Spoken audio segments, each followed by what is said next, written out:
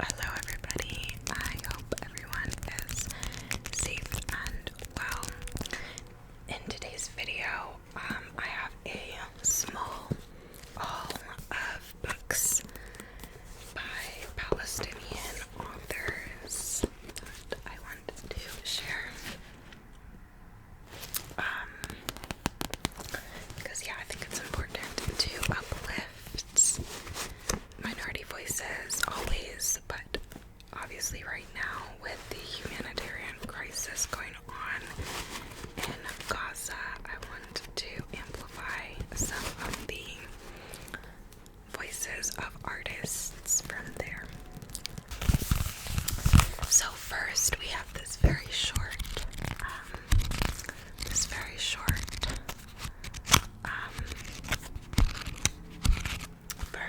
poetry collection by Norah Hindi.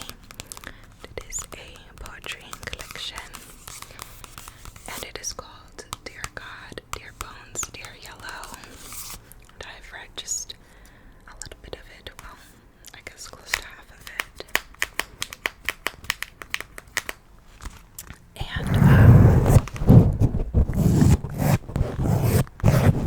I googled this author, and I guess this author actually went to the same university as me, overlapped as the time that I went, and I didn't know that, so I thought that was kind of cool as well. But yeah, I saw some quotes by this author on a quotes deck, a bunch of quote slides from different authors on Instagram, and the quote that I saw really spoke to me, so I did get the short collection.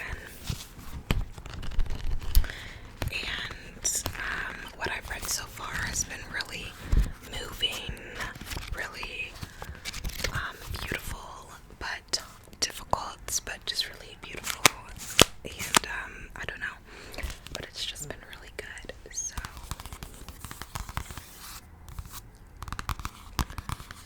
yeah, the back says, in this defiant and urgent collection, Palestinian American poet Norah Hindi explores Arab womanhood, migration, colonialism, and queerness with evocative lyricism.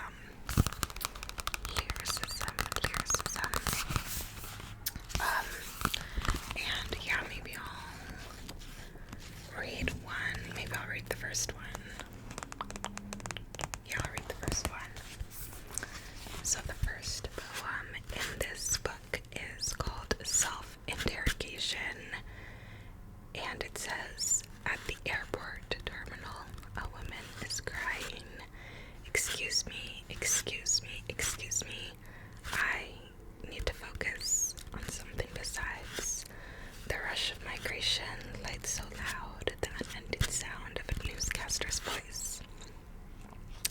Dear God, dear bones, dear mother, please forgive me, I want to call in dead.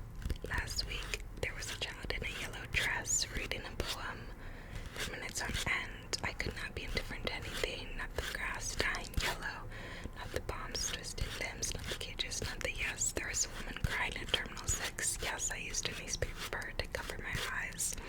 Yes, I think of the child, the tiny silver heart she placed in my palm, how I threw it in the trash seconds later. But I promise, I meant it as an act of survival, maybe not.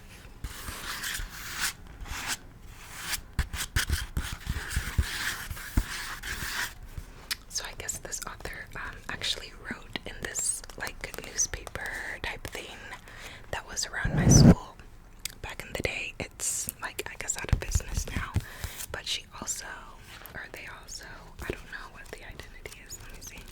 Does it say? Oh, it says her. Okay. But this author, definitely, I don't know, I just think it's so interesting that this author, went to the same university as me at the same time as me at one point, and wrote in a newspaper that was around at the time, around campus, and I never heard any of the author's work. That's kind of mind-blowing to me, especially since I was in a different article writing group on my campus, so I thought that was kind of wild that I had never heard of this author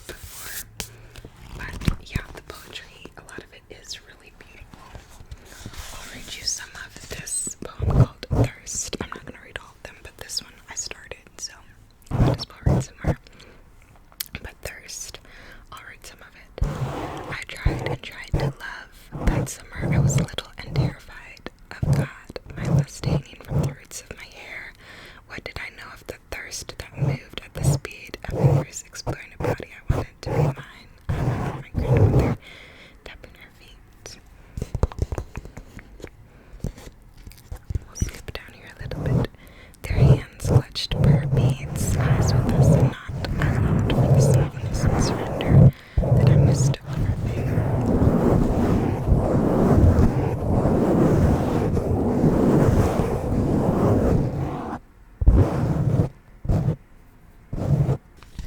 So much of this poetry is beautiful. She has this one about her homeland that says, "It's a woman, a child, and a thobe olive bits in my hands. The tatteries of my grandmother's scarf is," and it goes on. And yeah, just a lot of beautiful poems. A lot of beautiful poems. I got this one, which is "Pay No Heed to the Rockets" by Marcelo DeCindio.